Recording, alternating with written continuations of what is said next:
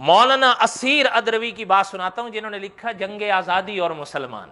اس میں حضرت نے ایک عالم کا واقعہ لکھا، مولانا فضل حق خیر آبادی، انہوں نے فتویٰ دیا تھا ایک اپنی زندگی میں۔ وہ فتویٰ برٹش انڈیا کے خلاف تھا، گورنمنٹ کے خلاف تھا۔ وہ فتویٰ بھی موجود ہے کہ وہ فتویٰ کیا تھا۔ اس فتوے کے صلے میں ایک مخبر نے، وہ کہتے ہیں نا کہ گھر کا بھیدی پھر لنکٹ اٹھاتا ہے، ایک مخبر نے حضرت کی مخبری کر دی۔ حضرت گرفتار ہوئے۔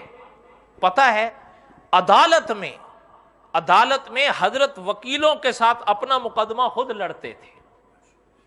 مولانا فضل حق خیر آبادی نے مقدمہ، اچھا جج کی مورخ لکھتے ہیں، مولانا اسیر ادروی نے بھی لکھا ہے کہ جج کی خواہش یہ تھی کہ میں حضرت کو بری کروں۔ وہ حضرت کی عزت کرتا تھا اور مقدمہ بھی حضرت قریب با جیت گئے تھے۔ اب جب فیصلے کا سمے آیا تو حضرت نے جج کو روک دیا۔ حضرت کہنے لگے یہ تو بات تھی مقدمے کی، اب بات کروں گا فتوے کی کہ یہ فتویٰ میں نے لکھا ہے۔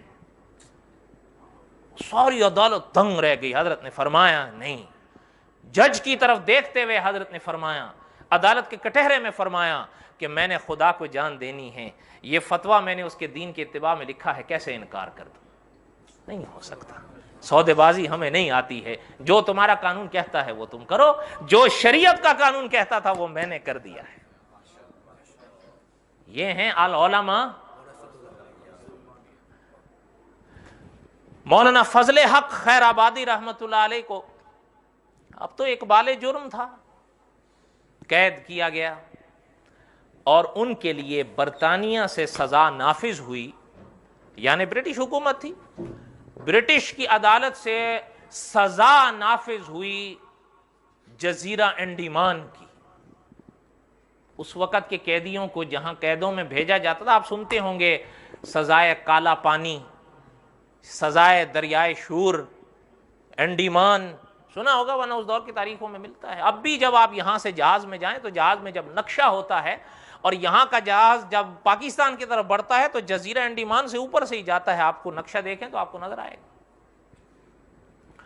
یہاں اس وقت کیوں لایا جاتا تھا قیدیوں کو، اب اس بات کو میں چھوڑتا ہوں۔ حضرت کو جزیرہ انڈیمان بھیج دیا گیا۔